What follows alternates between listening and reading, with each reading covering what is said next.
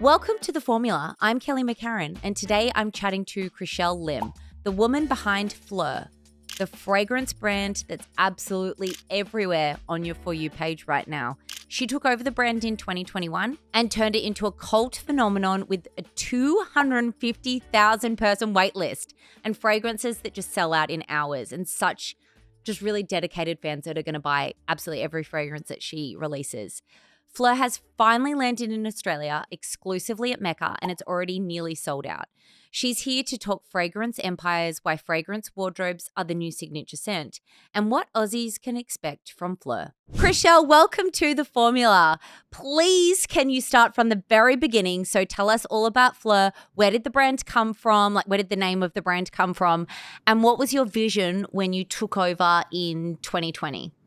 Yeah, well, thank you for having me. I'm super excited to be here chatting with you.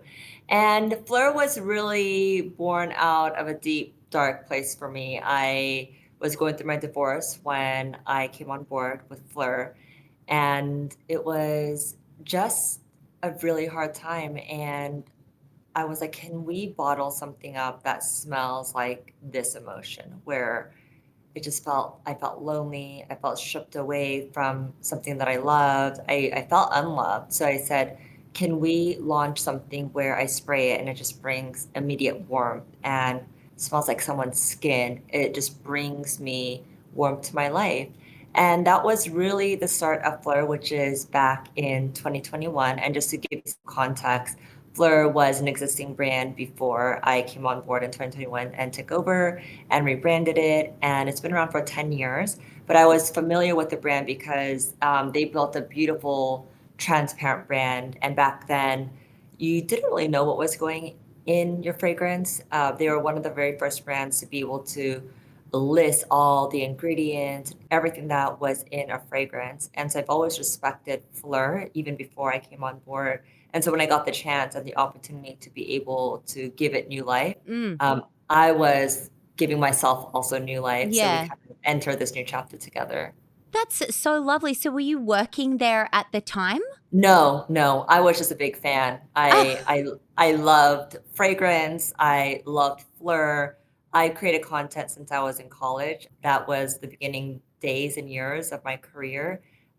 One of the first few fashion bloggers back Bloggers. in the day. And I was in college just looking for a creative outlet. And so I started my blog, The Chriselle Factor, almost, I think it's been about 18 years now. And I always just shared my love for fashion and beauty. And again, was just a fan of fragrance. And yeah, I got the opportunity 4 years ago to acquire the brand with my business partner and give it new life. Isn't it crazy when you say 18 years ago? Because I always think, like, 18 years ago, the internet was only just coming about. It wasn't even a thing. And it's like, no. The internet has been around for a very long time at this point. It's just that you feel a lot younger than what you are. I mean, yeah, I sometimes when I say that, I'm like, it feels like maybe 8 years ago, but 18 years? Am I that old? Yes, exactly. I'm the same.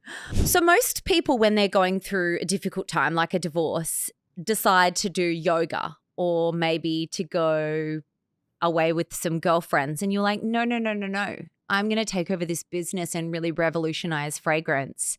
What was it that made you, apart from just like the wanting to bottle up that fragrance, which when you were describing it to me, it's almost like you wanted to bottle up something that would not only bring warmth, but would bring company, like to sort of reduce that feeling of loneliness when Yeah. you're by yourself. So you weren't going to join though, because you weren't sure if you were ready. What made you change your mind, and what was the final straw that just made me go, yep, you know what, the time is now? Yeah, I mean, I'm with you. When I was going through that, the last thing I wanted to do was have even more responsibility or do something that I was unsure of. And so it was definitely a fork in the road. But I think one thing that my business partner did mention, he was like, look, PHLUR is going into its second chapter of its life, and so are you. This would be a really beautiful way to be able to tell your stories through PHLUR. Oftentimes, when I think of PHLUR, I needed PHLUR as much as PHLUR needed me. Mm. And I think I was able to pour my heart and my stories and emotions through these scents. Someone said that, Chriselle, it's almost as if like you release a pop album after your heartbreak and you're like singing us these songs. I'm like, that's a dream because I've always wanted to be a pop star, but I never had the ability to be a pop star, nor the voice. So You are it's Taylor Swift of fragrance then. yes, yes. I mean, that's such a compliment. Thank you. But it was just a creative expression for me. And yes, I would like to say that I knew that it was going to be a success, but I really didn't. Mm. And I was just in a place where I knew that I needed to pour my heart into something and almost have a distraction in a way. And FLIR was that project for me. And so, of course, we had big ambitions, but did I think that it was going to grow to this size in this short amount of time? Absolutely not. And I just feel so grateful and humbled by so many people being able to connect with FLIR on such an emotional, deep level through my personal stories. And that really just shows you that scent is so powerful. Mm. It's not just wanting to smell good, it's a way to feel a certain way. It's a way to express your emotions. And so, yeah, it was my therapy. It was my form of therapy. And when you relaunched, you made a pretty bold decision to move away from the original clean beauty positioning. Why was that, and how did all of the die-hard fans react to that? Obviously well, because look where you are now.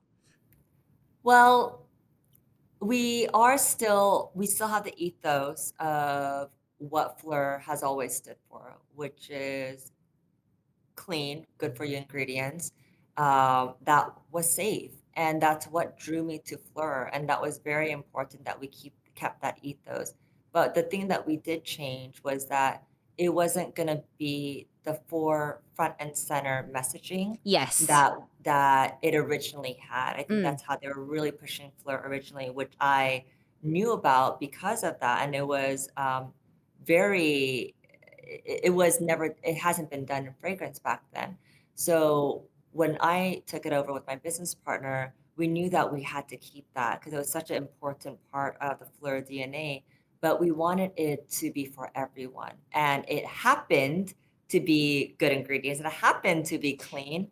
And if you wanted to really look into that and that was important to you, which it is actually important to a lot of the new consumer and the new shoppers nowadays, they can go onto our website on the about section and they could see everything listed. And so it is still a part of the brand, but we don't use it as the main marketing Mm. piece or the forefront and center piece. So I love that though, because yeah, it's just part of the brand's DNA without having to be, front face and center of everything. I think it's something that we should all strive to become. I think we all should be transparent with everything, and if we can continue to encourage others to do that, I think we all win. And so it was very important for us to still have that messaging, and also say, look, we don't have to use it at the forefront, Mm. but it's still part of our brand. Missing Person broke the internet. So you had a wait list of 250,000 people, and you described it as smelling like your lover's t-shirt that he left behind. How do you even brief someone on that? Yeah. I mean, missing person in itself, the name in itself drew up a lot of like, huh? What does that smell like? I love it. Right? It's so clever. Thank you. Well, that was the void. And if I'm being truthful, the hardest part for me during my breakup was being alone after being in a relationship for 15 years in bed. And I just felt naked. I felt like there was this huge void. Mm. And so I said, what is it that besides the actual like physical body, what is it that makes me feel alone? And it's actually the smell. It's the smell of proximity. It's the smell of someone else's skin. And so I said, can we bottle that up with missing person? Because if I could bottle up someone's delicious, yummy, warm skin, then maybe that will bring me some comfort during this really hard time without actually physically having to have someone next to me. And so that was really the idea of that kind of that yesterday worn in t-shirt, that lingering smell mixed in with the musk with a little bit of fragrance. And that was what we were going for, was exactly that. And our mailer, when we launched Missing Person, we actually seal wrapped a kind of like a oversized men's t-shirt, and we sprayed Missing Person all over it. And when they opened it up, you just got like this huge whiff of Missing Person. And it just kind of made people very emotional, because I think everyone has had an experience of missing a moment or missing a person or missing themselves even. We've heard stories of people being like, it smells like me. It smells like I'm coming back to me again. And so that that you're actually really pinpoint right about it smelling like kind of that like lover's t-shirt. It doesn't have to be a romantic lover. It could be Mm. any love that you've ever experienced in your life. So You're obviously a bit of a marketing gun, because the storytelling behind all of the fragrances is really incredible. So we've got father figure, Missing Person, Not Your Baby, Beach Skin. The names, they're doing really heavy lifting, and then that's before we've even actually smelt anything. So talk to us about that storytelling and creating the brand. So stories always lead our scents first. I think that is how we kind of take which direction that we go into. It always starts with the stories, and then we start having fun with the names. We love a little good name play. So Father Figure, for example, was one of our next big hit. And that was really inspired by my own personal story of having to play kind of this mother and father figure role to my girls, really bottling up something that was both feminine and masculine, because I had to draw up the strength of a father, but also the nurturing side and the caress and the love and the femininity of a mother. And so that really inspired me to create a scent with our noses that was neither masculine or neither feminine. Mm. It was very fluid. And I truly believe that the modern woman and man, there are no roles anymore. We all kind of do it all. Women are out there making the money in boardrooms, closing deals. Men are also sometimes the primary caretakers now. And everything is kind of mixed in. And that is what father figure really represents, is that we you can be commanding and tender at the same time. You could be strong yet gentle, and that's exactly how, when you smell father figure, you're like, ooh, this is strong, but there's a softness still to this. And so it really represents the modern human today. I really love that. Thank you. I feel like you would be a father figure kind of I gal. definitely am. I was thinking that while you were speaking. I was like, I would say, well, I'm the primary breadwinner in our household, and my husband probably is the primary caregiver at the moment, actually. So yeah, I am the father figure. I love that. Call And me daddy. yes, daddy, love that. Well, the thing is, what I love about father figure is that the amount of women and men, it's equal. Like they Mm. both love father figure, because it draws something up in everyone that, again, we all have a little bit of femininity and a little bit of masculinity. We have both characteristics, whether you're a male or female. And so that's what we really try to embody with father figure, is a little Yes. bit of both. Yeah. And like just owning all of those parts of you. Owning it, yeah, and just really being true to yourself. Our tagline at Fleur is "Wear what's true," Mm. and being true is just wearing what feels the most you. And for me, that's father figure. I'm not supposed to have a favorite child, You're but allowed to, though. but I do have one that I wear more often than others, and father figure is definitely one of those.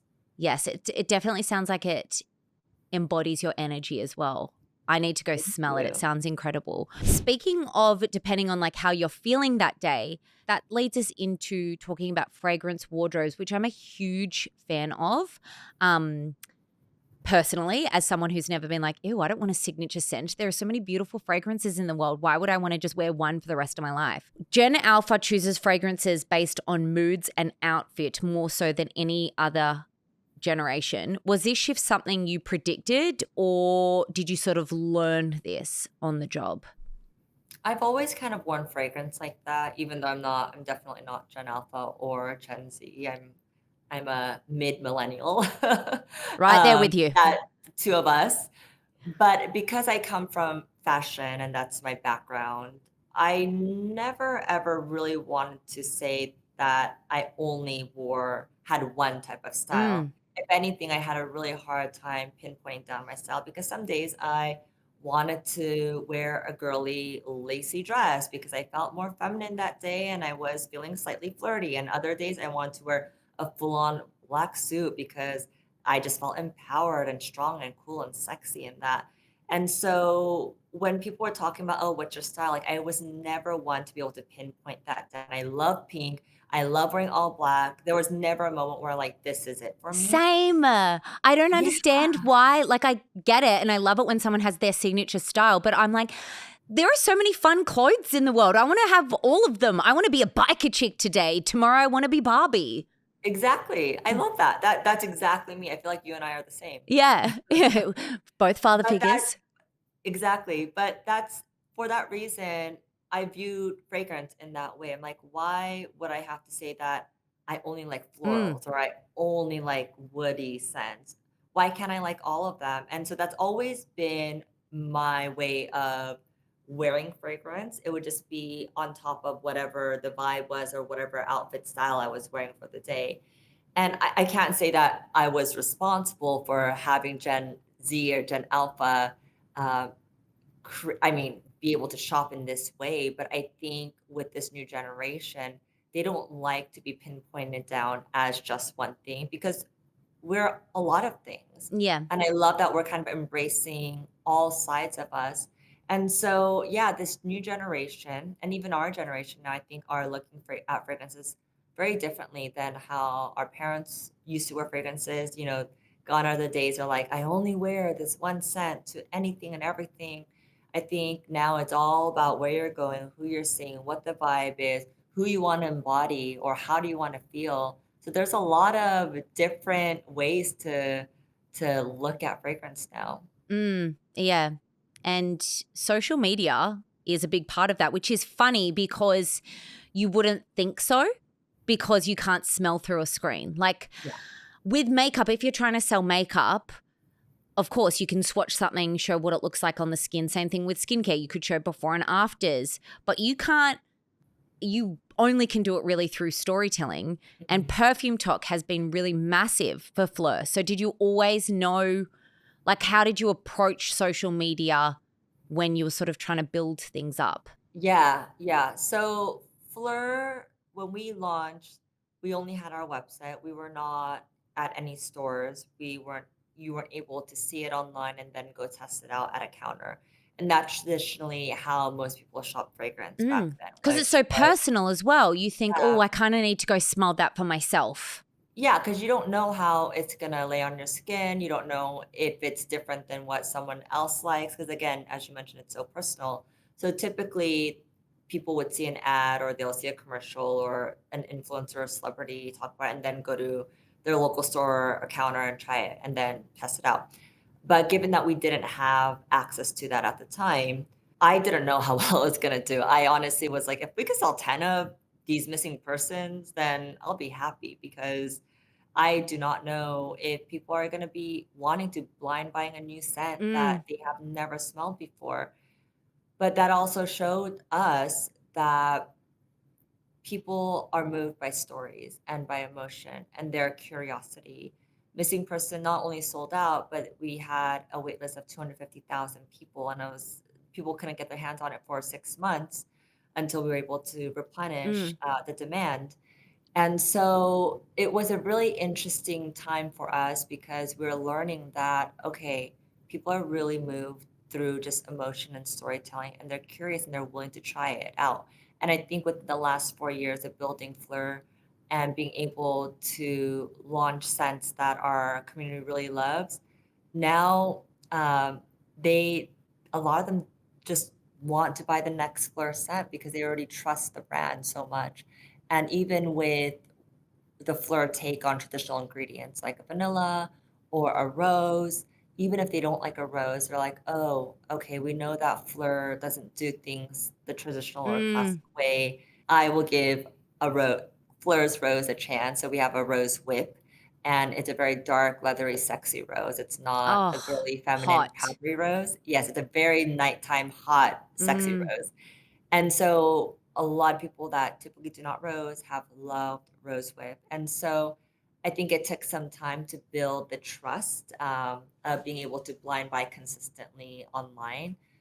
But yeah, it's But been you got incredible. there, Yeah, and we did. I And now we do. have partners, amazing partners like a Mecca, where Yeah. people can try it out. So And I think that that is incredible, and it does speak volumes about the trust that they audience and the consumers had in you as well, because it's then not just that they are buying the latest fragrance, they are continuing to support you, and they continually want a piece of the brand. So sort of mhm. whatever is coming out. I just think that that's fantastic.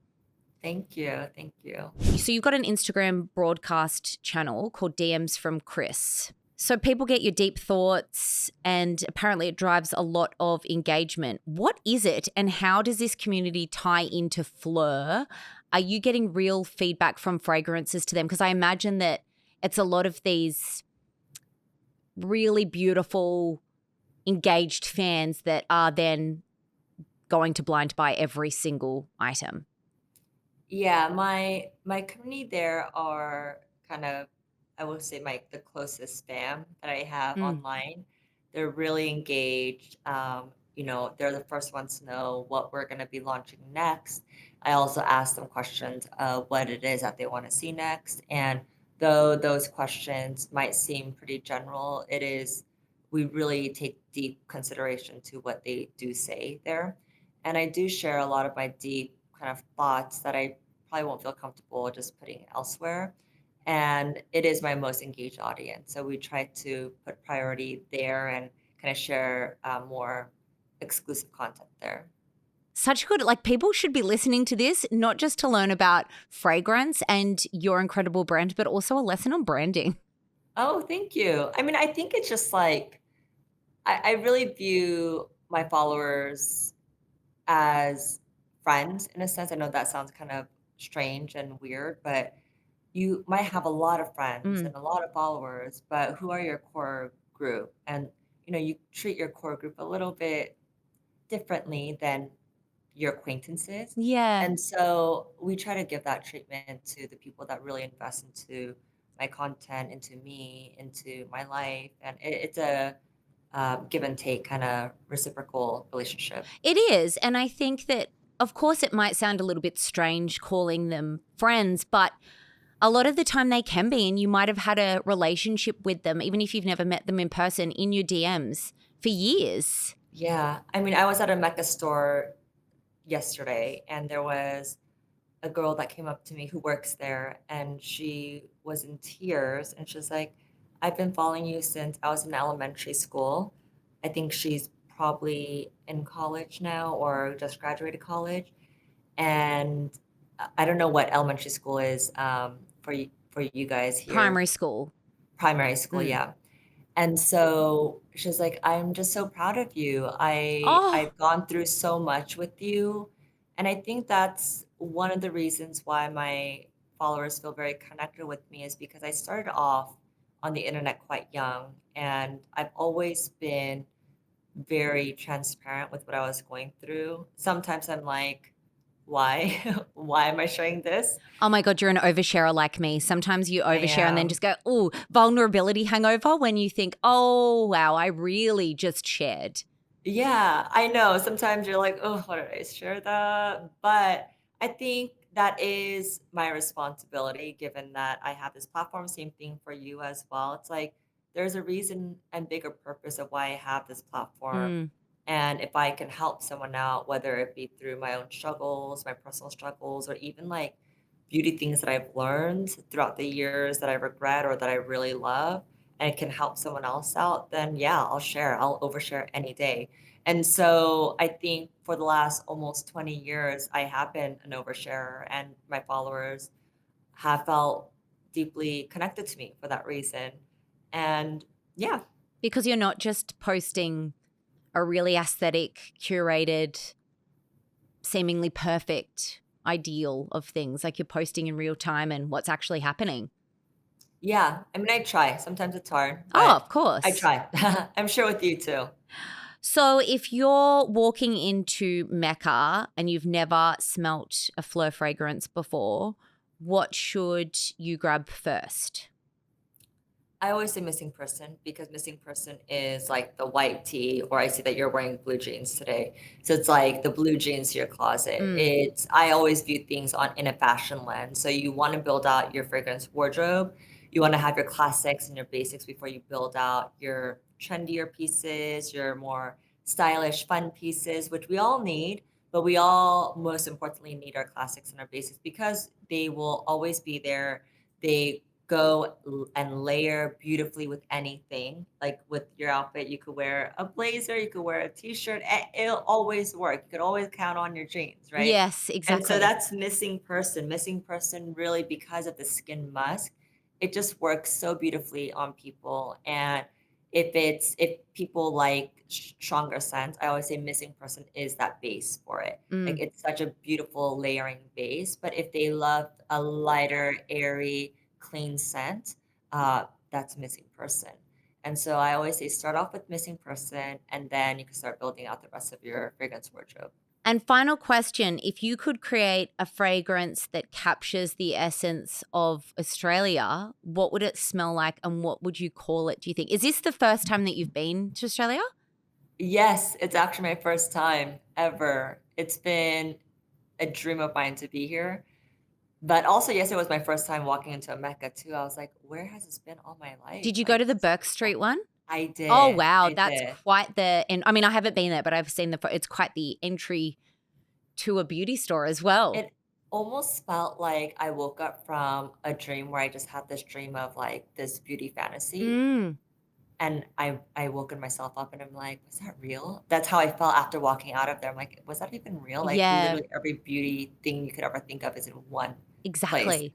Yeah, so that's a really fun question that I have not thought of, but I would say I would say beach skin. Beach skin, I don't know if you've tried it yet. It is hands down the most stunning all year round beachy scent. It smells like a really nice, welcoming, expensive vacation. Ooh, that sounds Yes. beautiful. So it's kind of like that transition of going from the beach all day to taking a nice shower and then transitioning into your like nighttime Mm. gown to dinner. What are And I some feel of like the that's notes? so beach skin has the what you would expect, like the coconut and all the beachy notes that you would think of. There's a little bit of jasmine, but the base is where it gets really just warm and rich. And you will notice this in a lot of our scents is that it typically has more of a musky, woody base to it.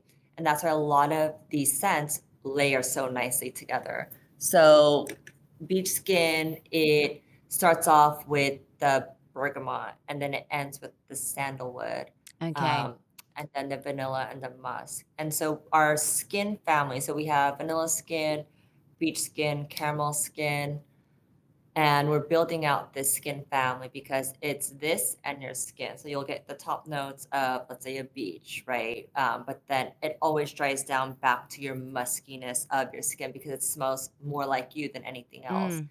And so And our everything's so skin have, personal with how it yes, develops on you.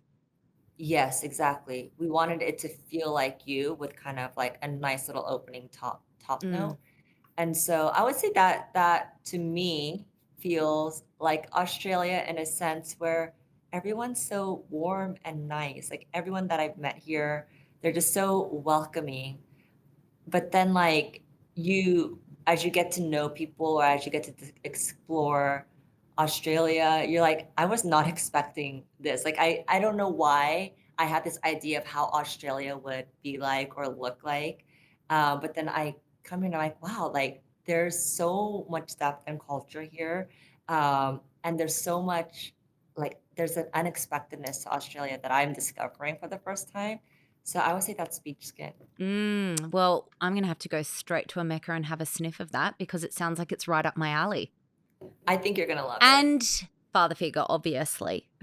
Yes. Yes. Father figure is I'm claiming it for you. That's your energy. Yes. Well, Chriselle, thank you so much. It's just been such a delight. I could chat to you about fragrance all day. So we really appreciate you sharing your time with us while you're here. Thank you so much for having me. This was so fun. Hopefully we get to meet each other in real life. Yeah. Thank you so much to Chriselle. I'm about to go to Mecca and have a whiff of all of the fragrances we just talked about, so I'll see you there. You can find us on all of the socials. We'll pop the links down below and we'll see you next week. Bye.